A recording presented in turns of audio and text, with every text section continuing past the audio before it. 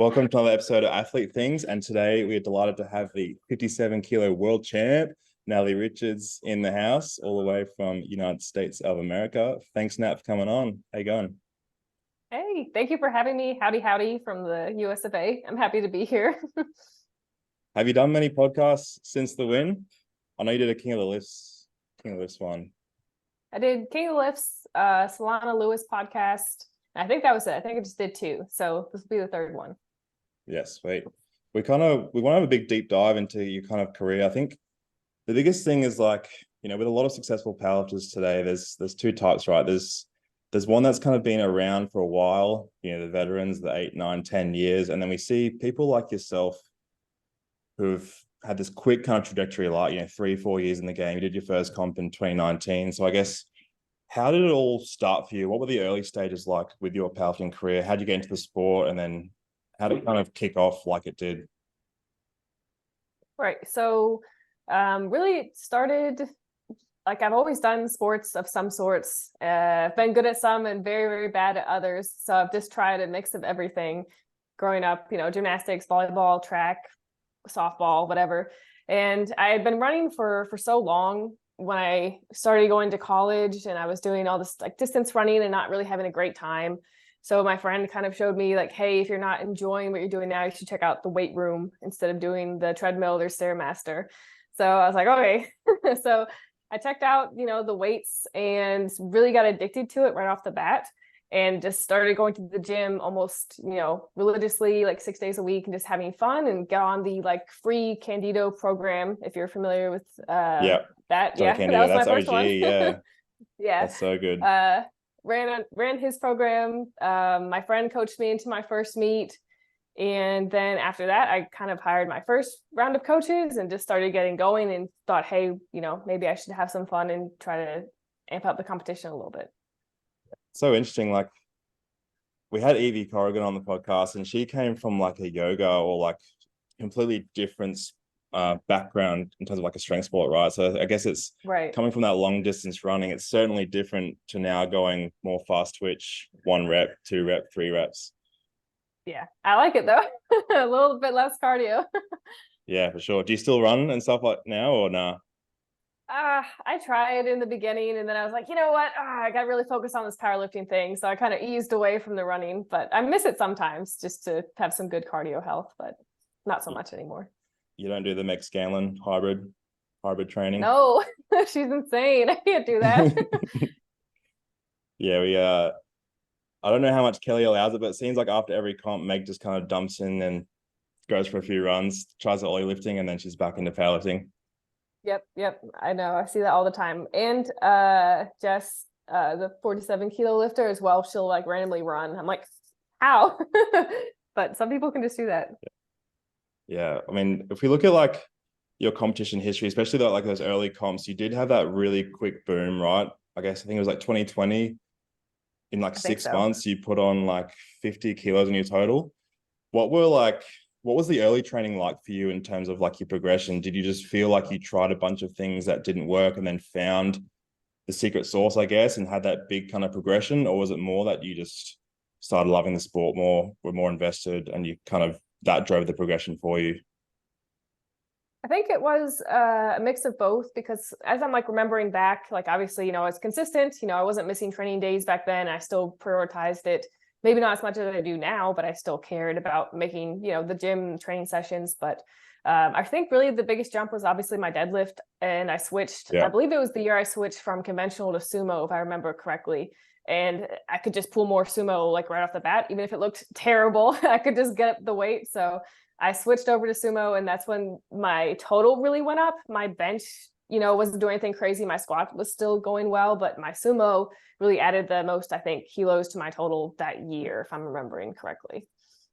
Yeah. Was there anything like behind the scenes that you really kind of contribute to that growth apart from the deadlift, like in terms of your mentality to the sport? Like, did you feel like you kind of saw this shift where you wanted to take it really seriously straight away at all? Or was there anything like kind of in the coaching that you really thought really drove a lot of that? Well, I know definitely switching over to like a powerlifting specific gym made me like really start to love it because I learned more about it and got into the community of it, which is a huge aspect. Like once you start making your gym friends, you're like, okay, I got to do this for life now. I'm committed. I have all these friends here. So I used to lift at the YMCA or my college gym. And then when I switched over to a powerlifting gym, I met all my new friends, my manager, Joby Kim, everyone was there.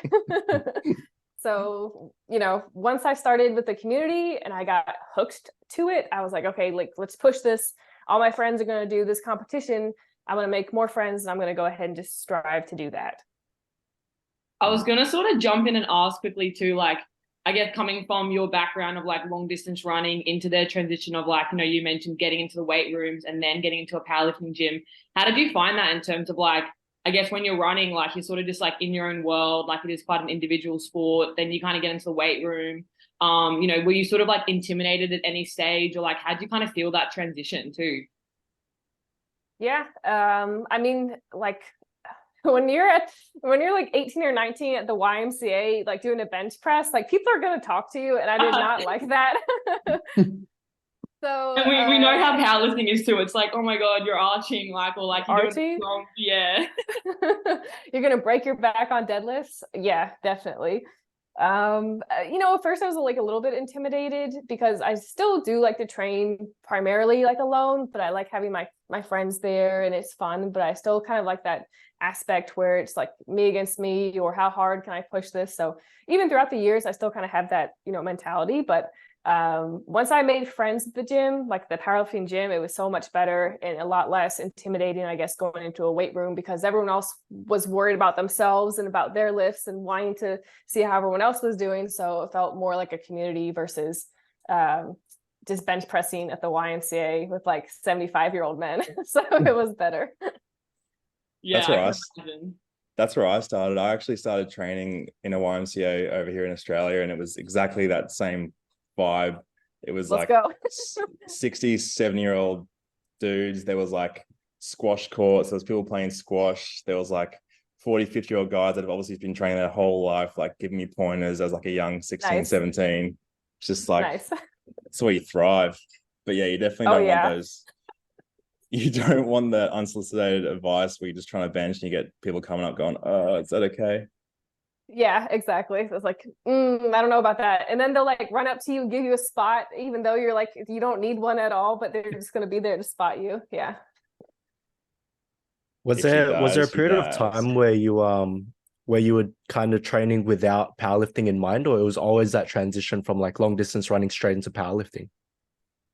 It was pretty much right into powerlifting just because my friend, he had been doing a whole like journey of his own from like weight loss and starting working out in the gym.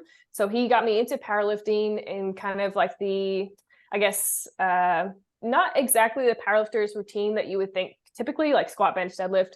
I was doing more variation stuff like bodybuilding stuff, like the Renaissance periodization, you know, kind of workouts that they had. So I was doing like a lot of that stuff, but still focused on primarily increasing my squat, bench, and deadlift, but maybe not the traditional way when I first started. Yeah, right. Because like I'm picturing back during my own YMCA days, and like it'd be circles of just high school kids maxing out, right? And like you've already got a bit of that structure going on from like year one.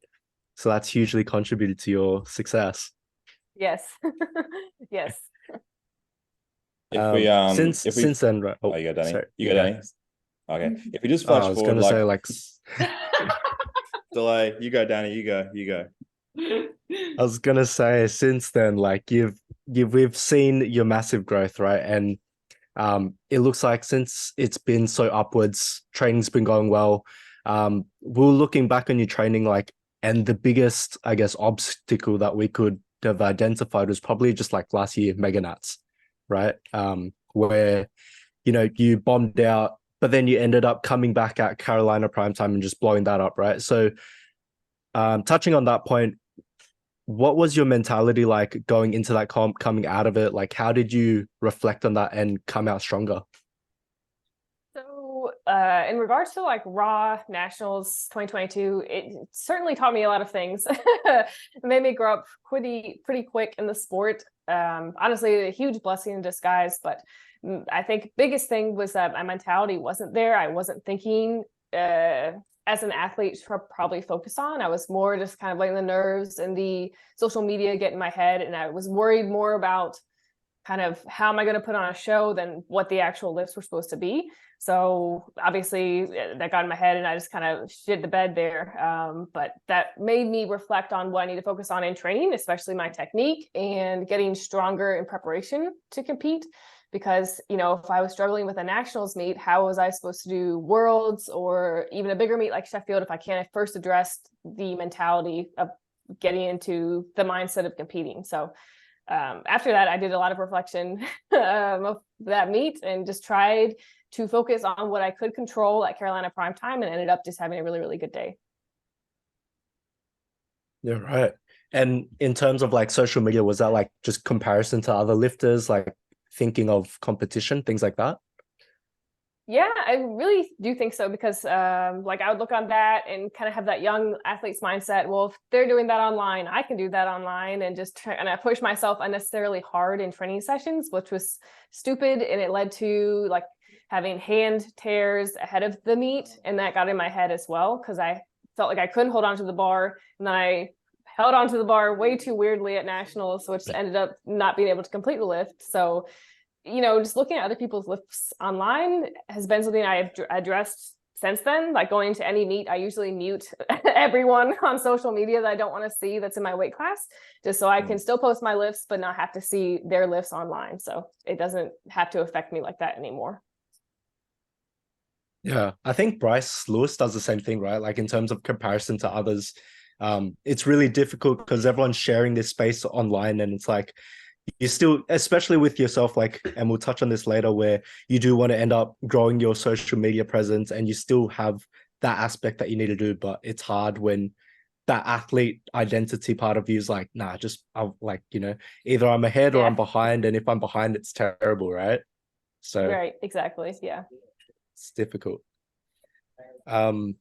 Okay, and I think after that, you mentioned like all the hand tears and all that. We were looking back, and there was this period of time where you're pulling hook, and then all of a sudden you just changed to mixed grip, right? yeah. What was that like?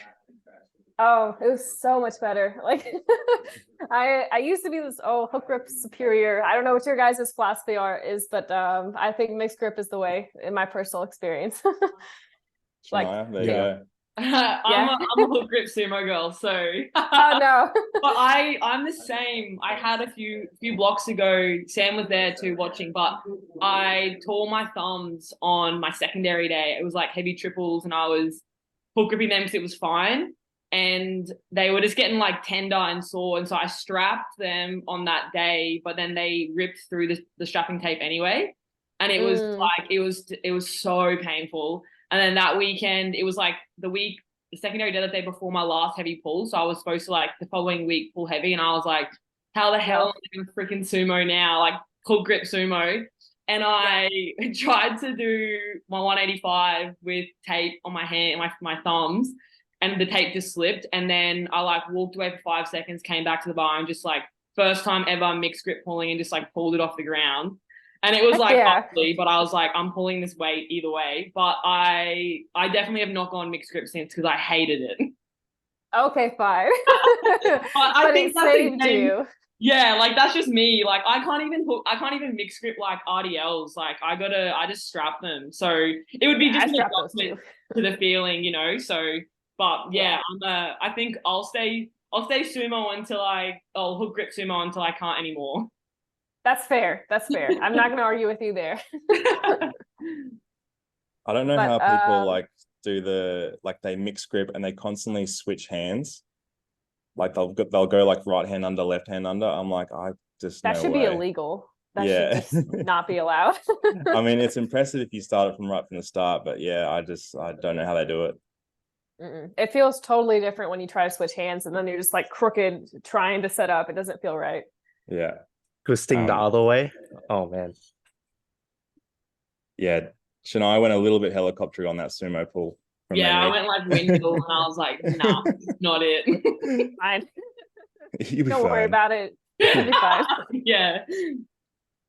So But if we oh, sorry, go ahead. I was going to say, if we flip back to that Carolina prime time, that was obviously like the first comp where you broke the 500-kilo barrier. What was that like? Yeah. Was that always a big goal for you, like knocking the 500 off, or was it just like kind of like a little stepping stone for what you actually wanted to achieve? I really didn't think much of Carolina prime time. I really just wanted to get my feet under me and have a good end to the USAPL career before I transitioned. I don't want to leave it on a bad note. So I didn't have a 500 total in mind. I just wanted to go, 9 for 9, chip what I could chip for a squat record and have a great pool day and really just focus on that. So I didn't, think about too much of that 500 barrier because I didn't weigh in under 57 kilos. I didn't cut. I weighed in a little bit heavier because it was like a dots meet or whatever. So that's right. It was against Celine. Hey, Celine? I think so. Celine and a couple other people. Yeah. So I didn't cut. I just walked in, tried to have a 9 for 9 day and had a good total, PR'd my total. I was happy about that. But then I knew that the following year would be when I'd really have to, get kind of more locked in. Yeah. So moving forward into that kind of switch, I guess then, you already kind of had in mind that you were switching to IPF even through that Carolina prep. You'd already kind of decided in your head.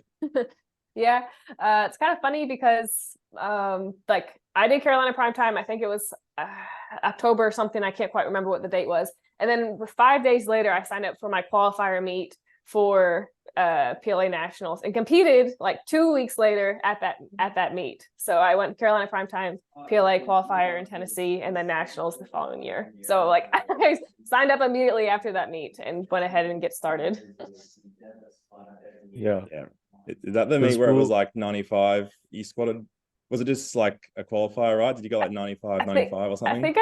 I think I literally did 60 60 60 or 65 right, 65 65 for blue, so I could throw a blue plate on there. But yeah, that was just like you have to have a total. You didn't have to cut. You just had to have a total in the federation to get to go to nationals. So that's what I did at that point. Let's just do that. And looking at around that timeline, right? I think when you switched after Carolina and you were kind of in the start of your prep, you still hadn't found your coach yet, right? And so what were the things that you were kind of leaning on during that period that was kind of pushing you forward? Because it's a bit difficult self-coaching and making decisions, especially with the mind that you're going to Worlds. So what was it like there? Luckily I have such a great support system with my friends in the community in the gym that I was going at. I just recently moved to Charlotte where I am now, and the powerlifting scene here is really, really friendly, and people always support you and motivate you. So I had that group of team kind of there, and then I was also texting the friend that got me into powerlifting to begin with, who was first guiding me. I was texting him like, hey, I'm going to lay out this plan for the next month until I decide on who I want to be my coach. Do you think it looks good? And can I go ahead and kind of do this? Just having like some, support from my friends was really the biggest thing. And I honestly really liked the break. I like not having a coach for like literally a month. It's just like a nice mental reset from everything that happened early in the year with nationals and having to immediately go into another prep. So it was really nice to just kind of get a break from all that. Yeah. I recently just had the same, like after Worlds, Kelly and I decided to kind of go our separate ways and kind of stop our coaching relationship. And there was a little period there where like I didn't have the best meet at all at Worlds, but then when I got back home, I had this like 3-4 week period where I was training, but like I just didn't really have to think about committing to powerlifting. I always wanted to get straight back on the horse and, get to Worlds next year, et cetera, but it was just nice to have that kind of 3-4 week break where I was still lifting, still squatting and deadlifting, but there was a couple extra little curls in there, a couple extra tricep push down, a little bit of bike riding. Hell yeah. I'm pretty sure I did like bicep curls like 3 times a week, and then I would do like abs a couple times a week too. It was really nice. Fuck, abs. You wouldn't find me doing abs. I can't get I off think the it's floor. important because like powerlifters don't really get an off season, right? Like we're kind of just like always in an off season. Like, yeah, there might be blocks of training that aren't directly into a comp prep, but it is really Right. important, like after just like any prep, and 9 times out of 10, it is probably more of that like mentality sort of break or downtime rather than like the physical side of things, because any sort of prep is like really demanding. But I sort of wanted to like just bounce back a bit and ask, like, regarding like Mega Nationals 2022 and then going into Carolina Primetime, do you think your approach with social media helped you to walk into Carolina Primetime, not having set numbers or like a set total that you wanted to have, and that sort of influence like this, the 9 from 9, like breaking the 500 kilo barrier total? Like, do you think that was a big influence, or what do you think was sort of the main reason with that approach? Yeah, definitely. And like really the biggest thing I just focus on then and what I focus on now is just like, what lift am I on right now? Am I on second squat? Okay, cool. Focus on second squat. Don't focus on third squat. Don't focus on bench. Don't think about anything else. You have this one lift in front of you. And like, I was just talking to my dad after nationals, and he was telling me like, why worry about something that hasn't happened yet when you just have to do one step at a time or one goal at a time? So I was really just focused on one lift and making sure that I got it, and had a really, really strong kind of day. And leading up to that, I didn't look on social media that much. I did like, I think one podcast maybe leading up to Carolina Primetime, but I didn't want to do a whole lot, and just kind of like kept to myself and focused on my training. And obviously it went whole lot better than Mega Nationals.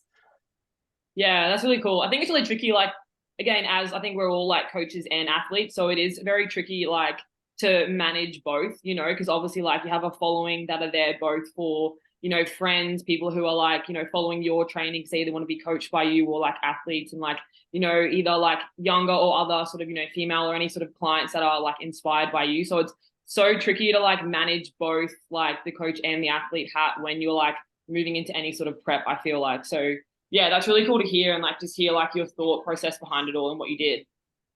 Right. Yeah, I remember it was actually, now that you say that, after nationals, I came back home and I immediately got sick, and then I had to go handle 3 athletes at a meet. And I was a little bit nervous at first because I was like, well, I just bombed out at nationals. It's going to suck. But you can't think that way, because you have 3 athletes depending on you to have a great meet. And they all did. And you have to focus on that attention there and separate the two. Feeling disappointed in yourself, but then you also make sure that you help your lifters do their best they can possibly do. Yeah, for sure.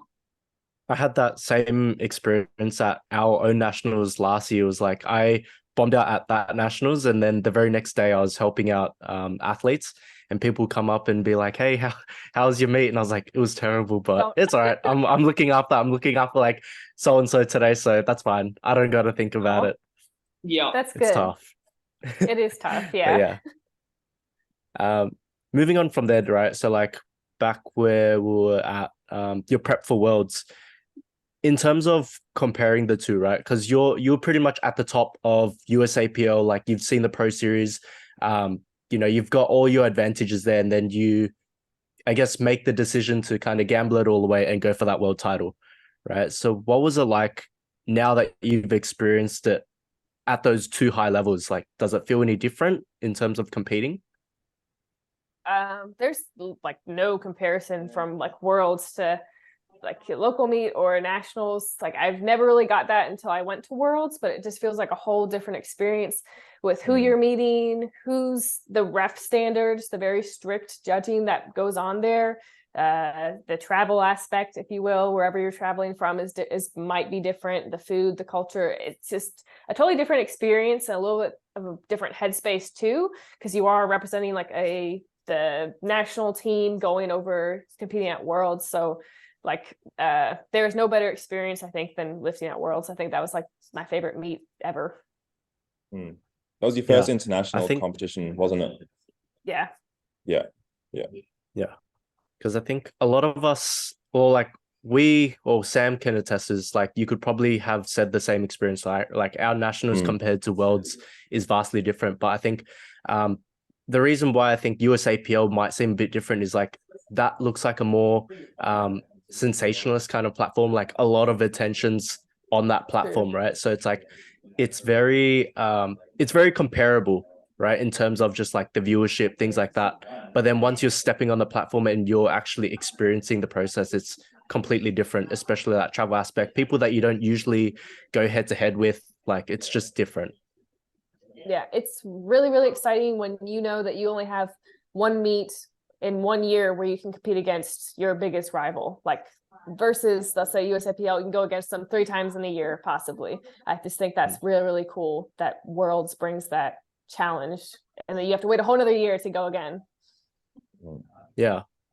And like now that you'd gone through like your Mega Nats maturity phase, you went through Carolina Prime Time. What was the actual Worlds competition like in terms of competing? Like now that you're not you're more aware of like that comparison aspect, things like that. How did the day actually go for you when you got to Worlds? It was I guess it was a later evening competition. I think I weighed in at either 4 or 5 p.m. in the afternoon, so I had like all morning to kind of hang out and relax. So really, I do like the same thing I do. I just listen to music and eat food and kind of walk around and do like my normal rituals. But then when you get to the warm-up room and you see the stage and you look out, like it just feels so like hype and inspiring, and makes me want to just go out there and lift. And I think that was the first competition where I was like, okay, let's go. I'm ready to go ahead and rock and roll out here. Oh, I got tingles. Yeah. Yeah, I know. It's bringing the memories back, eh? Yeah, yeah. That's it's just electric. And you see all the different people from all around the world lifting, like warming up and everything. And it's just really, really cool. But after the lifting started, I put my headphones on and ignored everyone else and sat in the corner. But that's just how I got dialed in to go out on the platform and not really focus on anyone else. Yeah. You look like you were having a lot of fun on the day as well. Like you were smiling. Yeah. You looked like you were ready to be there. Yeah, I really think I was actually more excited than nervous for this one, because I'm usually just nervous, but I was very, very excited to finally be able to showcase what I've been working for, just because I had so much faith in Steve, my coach, and the handlers there. All I had to do was execute. I felt like everything else had been taken care of, so I was definitely having a little bit more fun going into the lifts. Yeah, you could definitely see that in comparison, especially like when it came around to deadlifts. It looked like you were just coming out, you were pulling, and then you were smiling off the platform, and coming off, and you come back out again, you were pulling, and you were smiling and laughing. Whereas, like, I guess like with other competitors, you could see that little bit of stress in the air, or that little bit of uncertainty, that little bit of nerve. But I think for you, what was really powerful and cool to watch is you definitely looked confident for every pull when you came out, when it mattered too. Right. And I think part of that was I can't stress enough how great the handling was there, because I did not look at the scoreboard once. Like I had no idea that I was 20 kilos behind to start the day. Like I didn't let any of that affect me, because I knew what our plan was. And if I just could execute and get in the zone with my headphones, listen to music and get hyped up and just focus on that, then everything else would hopefully fall into place as the day went on. Kind of going back to what your old man said, right, in terms of like focusing one lift at a time, like you don't have to worry about the scoreboard. You're not thinking ahead to that third deadlift when it comes. You're just thinking about your first squat and your second squat, and then your third squat. And then that's obviously ultimately what led to the really successful day. Right. Yep. It's just one lift at a time. If you're worried about what your third bench is going to be on your first squat, then you've already lost that kind of mental edge when you're going in. Yeah. Outside of the obviously the competition, what were some highlights of the day, of the whole week, or the day of the competition? Outside of the lifting part, Yeah. I want to say the hamburger I ate after. Where'd you go? Where'd you go? We just went to the hamburger joint 5 steps away from the hotel. Next door? Yeah, I went there next too. door. Yeah. Because it was the only place that was freaking open on Monday night at 11:30 p.m. So yeah. Yep, we just went down there, had a hamburger, went to bed, because I've been dieting for a couple months. I was like, I need food. So that's, I think, the highlight after lifting was the food. Yeah.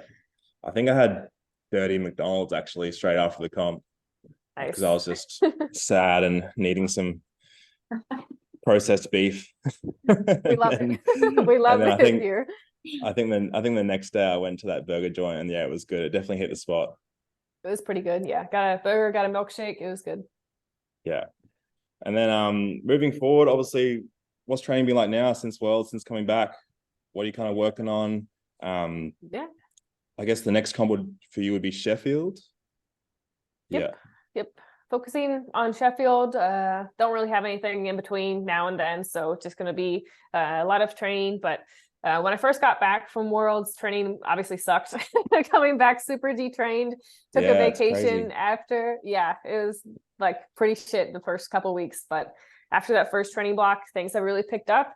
And I think Steve and I finally have enough time where we don't have a competition in like 2 months to really prep for. So we're gonna have more fun and explore a bit different strategy with my training to see if we can get out a little more kilos and make some kind of rep PRs happen. So it's been going really well so far. It's crazy that note on detraining, just speaking to a lot of like kind of world athletes who went, obviously taking a holiday after doesn't help, but yeah, like I think we all just came back so weak. Like we had 2 weeks after like traveling. And then when I got back, like I remember just with clients, I would go to a dumbbell rack and like pick up 15-kilo dumbbells and they'd be heavy, you know, like my body just felt weak. But like we said before, having that time to kind of refresh and chill is good. Yeah, but when you hit the first squat day back after taking that time off, not going to feel good. I remember seeing your training, Sam, and I was like, oh man, this looks like it's gotta suck. Yeah, it was so like, hard. So hard. Yeah. But now training's like gone back to normal, right? Like either you or Nat, like it probably took that first block of training back, or what was it like until it's back to normal? Yeah, it was just a lot of feeling awkward. It was just a lot of awkward lifting and just kind of getting my groove back. And now I think we're on either the second or third block after. And I think I've hit rep PRs on every single lift so far. So it's going a lot better after that initial, kind of downhill phase. It's back up. Yeah. I think it's very necessary. Like what you spoke about, like super early on, like after Carolina, it was like you needed that time to chill. And after a big comp, after months and months of prep for this almost like singular pinnacle goal, right? Like you need that time to decompress. And it's all right for you to feel a little bit shit just for a week or 2 or 3, because then it's going to come back, right? I think you just need to go through that to see it. Like I didn't experience it myself because like throughout Worlds, I was still trying to like train normally as best as I could. But seeing how Sam and Steve and the boys around me that were going through it, it was like, it looked like it sucked in the moment, but reflecting on the past couple of weeks now where they're training back to normal, it's like, oh, it probably helped everyone more mentally than it did had they just tried to push straight back into it. Right. Yeah, and I think that's huge. Yeah. I mean, now Sheffield, first of all, after all of Worlds, after the whole event, you ended up coming first overall. So that was huge as well. Oh yeah. That's pretty cool. Where were you at when you found out about that? Because I don't think we saw you at the banquet either.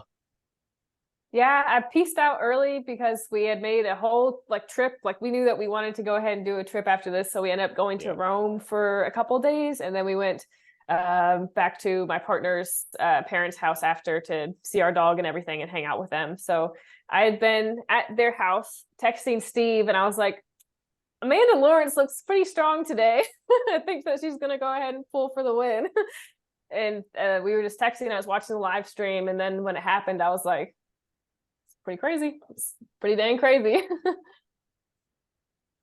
Does that feeling of being the first overall have some sort of feeling to it?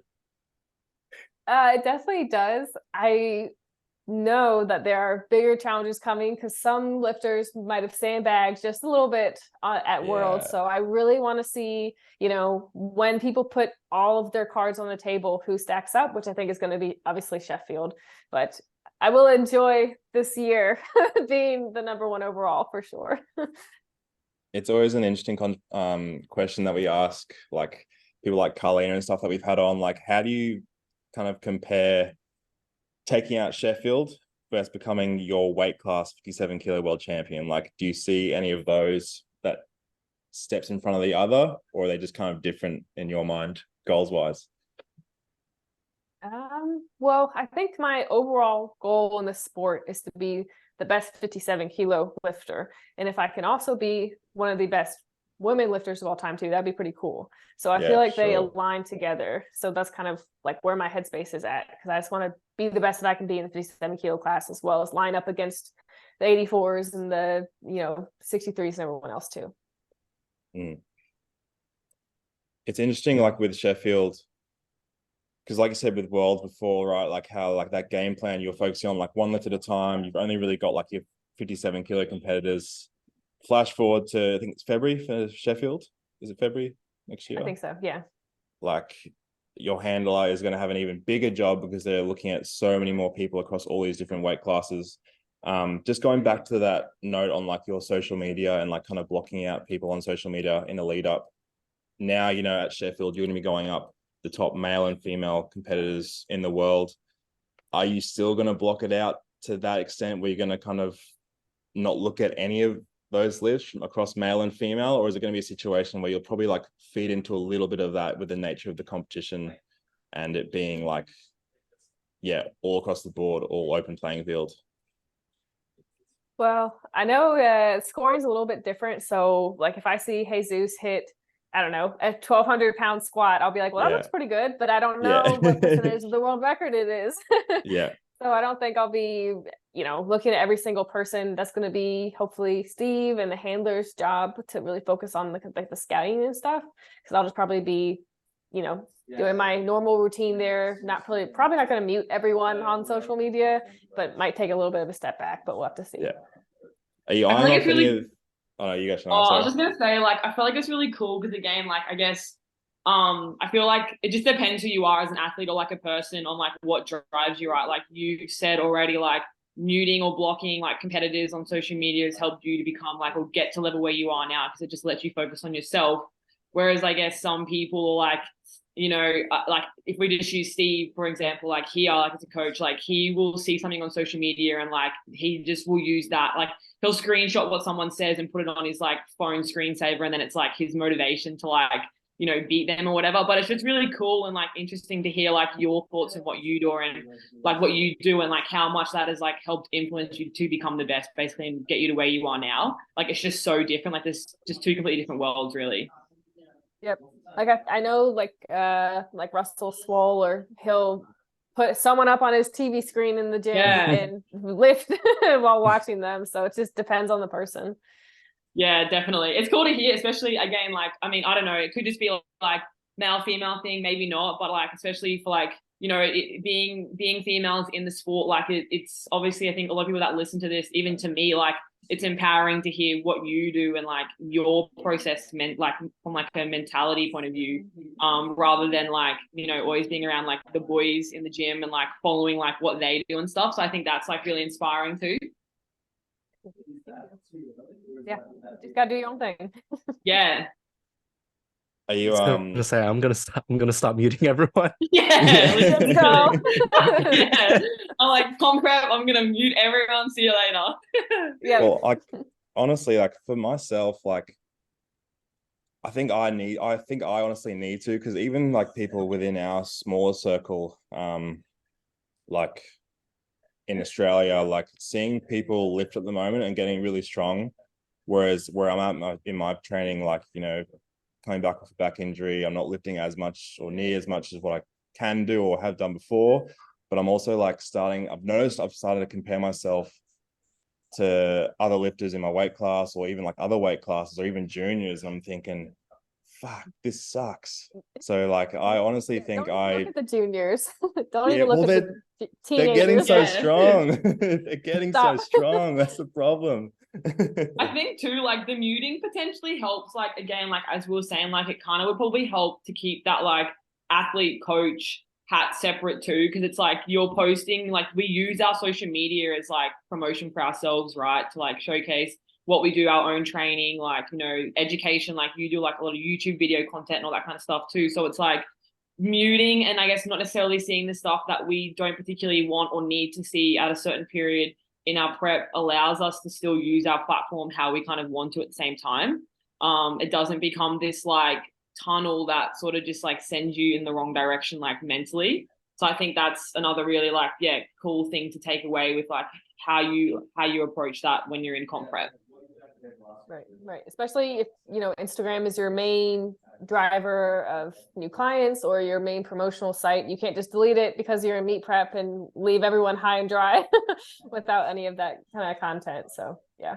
Yeah, for sure. But yeah, I think looking ahead, right? Like, I mean, February, Sheffield, the format, like we spoke about, is entirely different. And so looking ahead, what do you feel like would be more, I guess, prestigious, like, right? Like future 57 champ or winning Sheffield overall? Because like we spoke with Evie earlier in the year, right? And what was she ended up crowned? Like the champion of champions. That's got a nice ring to it. Yeah. It is the champion of champions. It's like literally like the highest point, you know, that you could probably get to is Sheffield. You know, maybe like World Games would also be really cool, but just champions of champions, you're going against the best of the best. I think that's pretty cool. I think I would agree with Evie there. Yeah. It's like it's gonna be overall, like, I think no, they don't actually play to the dot score as well, right? It's just the percentage that you break the world record. Yeah. Right. Okay. Yeah. Are you eyeing off any of the individual lifts? Like, so we look at like Bobby Butters with the squat, Jacques with the deadlift. Like, are you zoning in on squat and deadlifts at all, or are you like looking at it across the board? You know what's crazy is that like I broke the world record total by like 10 kilos this past Worlds, but I did not get one individual Just world by, record. I know, just by total, yeah. I know. I was like, how? So I don't know. We'll have to make a game plan, but squats are going very well. So if I had the opportunity to chip it, I would. The world record bench is insanely high for the 57s. It's like 120, 123 or something. Yeah. 123. So it's a little bit out of my reach right now, unless bench just blows up. But I'm just thinking realistically, maybe try to get the squat and try to go for the deadlift, but it's going to be tough because Jade has a very good pool. So there might be a chance where I chip it, then she chips it, and then someone chips it back. So we'll just have to kind of see what ends up going. Yeah, it's interesting because we've seen like, you know, other world champions just chip their total to secure the invite, but then also give themselves that leeway to get that high percentage when it comes to Sheffield, where you kind of had to push and get that 9 for 9 day and do a decent chunk on the total record without setting any records individually for all the 3 lifts, and like not made it harder for yourself, but yeah, you've kind of got that total record without the 3 lifts. Right. Well, let's have to see. I'll just have to get stronger, I guess, and go for all the records come Sheffield. That's it. Always the answer, right? Just got to get stronger. Just get stronger. It's fine. Sweet. Well, thanks, Nat. Thanks so much for coming on. I think that's kind of covered it all. Awesome. We wish you all the best. Obviously, future training. We look forward to seeing you get up there on the big stage at Sheffield, and then next year again in Lithuania. That champ status. Awesome. Thank you guys so much for having me. It was such a fun chat. It was a good time. Awesome. Thanks, Thanks, Nat. Natalie. Thank you.